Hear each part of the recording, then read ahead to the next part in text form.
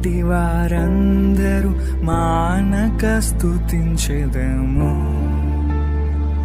నీ కను పాపవలె నన్ను కాచి నేను చెదరక మోసావ స్తోత్రం.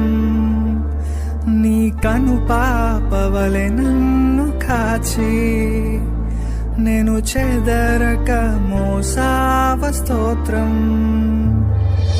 ఎబినేసరే ఎబినేసరే ఇంతకాలం కాచితివే. ఎబినేసరే